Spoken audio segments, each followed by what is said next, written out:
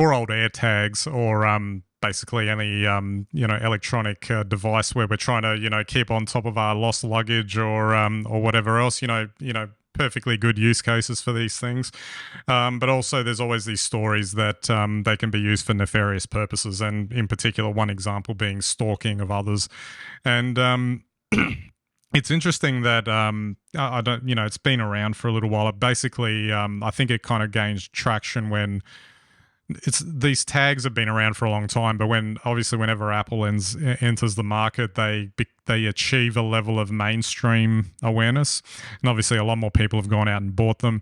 They're fairly inexpensive for an Apple device, although I'm sure they're the most expensive AirTags or whatever compared to the competition or whatever. But it's seemingly making it much easier to track people. Basically, you can just stick one on somebody's car or slip it in a bag or something like that.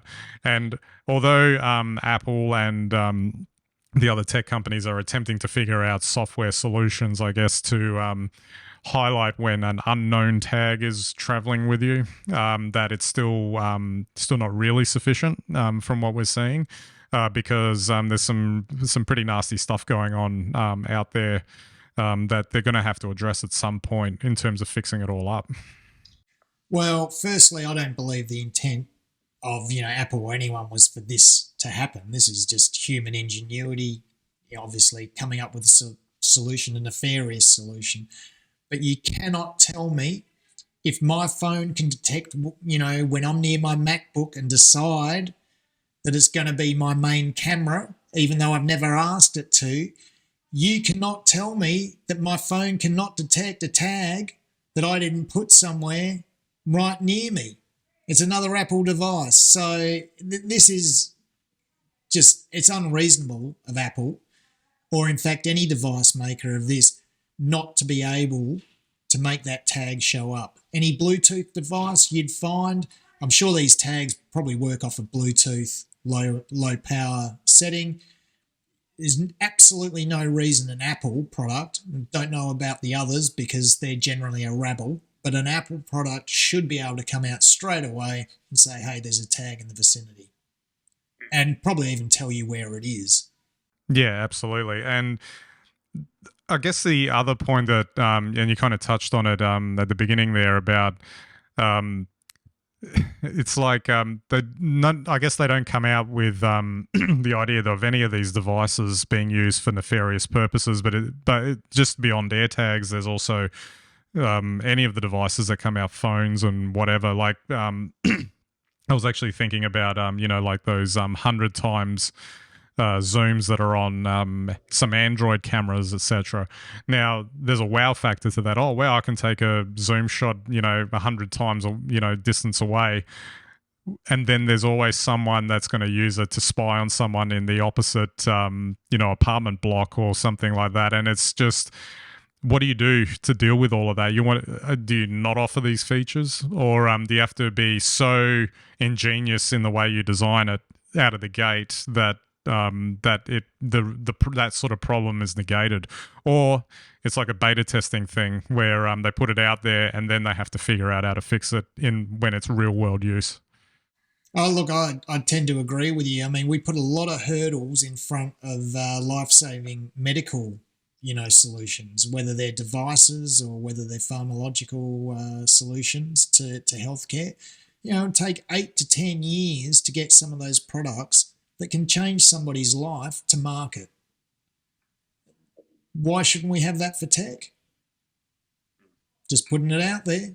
Yeah, absolutely. And it just seems, but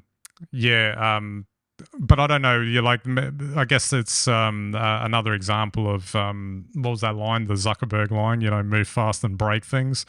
But that's a 20th century tech mantra, right? These guys now are just they're not even doing stuff. They're getting AI to write the scripts for them to get results, and they don't even really know what the results are going to be or how they even work.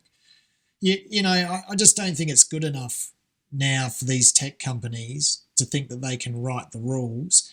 And a good example now is AI has captured everyone's imagination. We're all panicking about that, but no one's really worried about all this data or privacy invasion. which, do I really care if a department store knows what it can sell me? Maybe I do, maybe I don't. But I do care when individuals are being harassed by other individuals because somebody's left a back door open that they've got no control over, or then can come out and say, oh, we're going to have to work on this.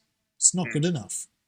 And this all against the context, just to wrap it up, with things like headsets coming into play as well. Yeah, exactly.